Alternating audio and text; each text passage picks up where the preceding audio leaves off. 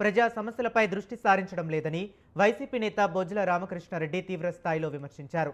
కూటమి పాలనలో రైతులు తీవ్ర ఇబ్బందులు పడుతున్నారని, ఏ పంటకు గిట్టుబాటు ధర లభించడం లేదని ఆవేదన వ్యక్తం చేశారు.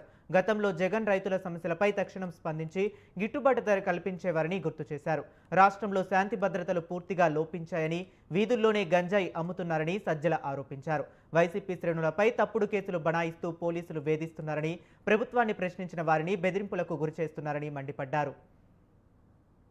20 రోజులుగా ఈ అరేంజ్మెంట్స్ చూడడానికి తండ్రి కొడుకులు ఇద్దరు పోతారు. ఫోటోలు అంటే పెద్ద పెద్ద ఫోటోలు అవి, దాని ఏర్పాటు ఎట్లా చేస్తున్నారు అనేది అవి చూడడం, అఫీషియల్స్ అందరినీ పెట్టి కూర్చోబెట్టి వాళ్ళతో అమ్మడం, ఇది నీ డ్యూటీస్ చేస్తూ నువ్వు అడిషనల్గా చేయాల్సినవి, ఎక్స్ట్రా కరిక్యులర్. దీంట్లో గవర్నమెంట్, ఎనీ గవర్నమెంట్ ఓ హెల్దీ వీటిని ఎంకరేజ్ చేయడానికి చేయాల్సినంత చేయొచ్చు. కానీ నీ ప్రధాన వ్యాపకం అది కాదు. నిన్ను ప్రజలు ఎన్నుకున్నది సక్సెస్ఫుల్గా యోగా డే కండక్ట్ చేయడానికి కాదు. సిస్టమ్ మ్యానిపులేషన్తో పాటు మీడియానే సర్వస్వంగా భావించి ఒక వర్చువల్ ఇమేజ్ ఏదైతే క్రియేట్ చేస్తానని అనుకుంటాడో దీని ద్వారా ప్రజల మైండ్స్ను కంట్రోల్ చేయొచ్చు అనుకునే ఒక హిప్నాటిస్ట్ తరహాలోనే ఆయన బిహేవ్ చేస్తాడు. అధికారంలోకి ప్రజల నుంచి రాలే కాబట్టి ప్రజలకు తను ఆ బాధ్యుడు కాదు అనేది ఆయన మొహంలో ఎప్పుడూ కనిపిస్తుంది. ఇంకా రాజకీయ పార్టీలను నాయకులను అసలు లెక్క వేసుకోడు. ఆయన మాటల్లో ప్రతిసారి అదే కనిపిస్తుంది. ఈరోజు అదే కనిపించింది. రైతులు మద్దతు దొరక్క ఈ మధ్య కాలంలో జగన్మోహన్ రెడ్డి గారే ప్రతిపక్ష నాయకుడుగా, వైఎస్ఆర్సీపీ నాయకుడుగా ఇటు మిర్చి కానీ అటు పొదిలి వెళ్ళి పొగాకు కానీ వెళ్ళించాడు.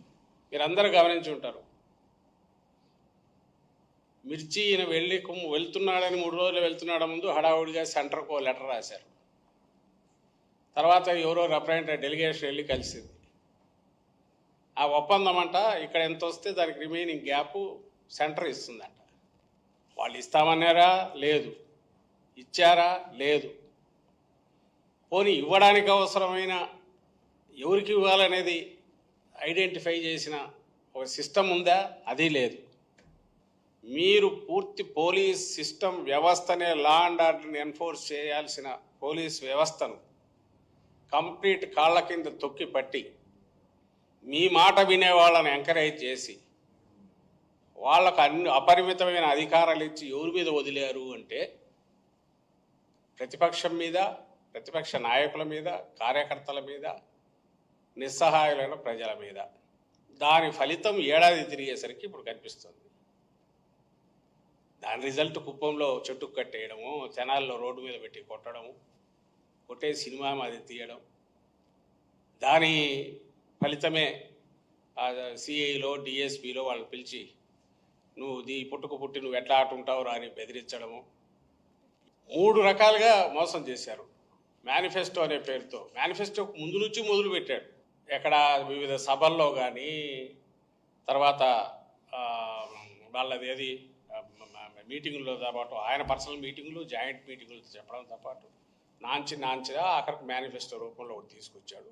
వాటిలో చెప్పారు. అందులో బ్రాడ్గా ఇవి ఇస్తామని ఏదైతే ఉన్నాయో, చంద్రబాబు నాయుడు రామకృష్ణారెడ్డి ఇంటికి వస్తే రామకృష్ణారెడ్డికి మధ్య ఇదిగో రామకృష్ణారెడ్డి మీ ఇంట్లో ఇదిగో ఇంతమంది ఉన్నారు, ఇంతమంది పిల్లలు చదువుతున్నారు, వాళ్ళకి ఇదిగో ఇంత అని చెప్పి నువ్వు చేసి, దాంతోపాటు నేను గ్యారంటీగా నేను మీకు ఇస్తాను, త్రికరణ శుద్ధితో ప్రామిస్ చేస్తున్నాను, ఇది భద్రపరచుకొని రేపు ఇచ్చేయండి. గవర్నమెంట్ రెవెన్యూ పెరిగింది అంతకుముందుతో పోలిస్తే. పోనీ ఎవడన్నా ఈ డబ్బులు ఎవడు ఇవ్వాలా, డిస్టిలరీస్ ఇవ్వాలా, ఒకటి వాళ్ళకేమో వాల్యూమ్స్ తగ్గినాయి, వాళ్ళకు రావాల్సిన ఇది తగ్గింది. వాడికి ఒక 10 రూపాయలు ఎక్కువ వస్తే ఎవరికైనా ఇస్తాడు అనుకోవచ్చు. పోనీ కొత్త పర్మిట్లు ఇచ్చింది లేదు, కొత్త లైసెన్సులు ఇచ్చింది లేదు, కొత్త ఎన్హాన్స్మెంట్ లేదు, ఇది ఒక పార్ట్. కానీ నువ్వు తయారు చేస్తున్న దాంట్లో నువ్వు లెక్కలు వేసుకున్నప్పుడు ఇది ఒక 100 రూపాయలు ఉంది అబ్బాయి, 100 రూపాయల్లో ఇట్ట పోయినా ఎందామంటే ఆ కసిరెడ్డి రాజు కొన్న ఆస్తులన్నీ దీని నుంచే అంట. అలాగే ఈ లిక్కర్ మనీ ఈ చేరాల్సింది ఎంత, వసూలు చేసింది ఎంత, ఇది 1000 కోట్లు ఇది ఉందంట.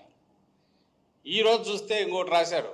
ఇది కాక దీంట్లో నుంచి కొంత తీసుకెళ్ళి ఆఫ్రికా ఎక్కడికో తీసుకెళ్ళి ఫ్యాక్టరీలు పెడుతున్నారు.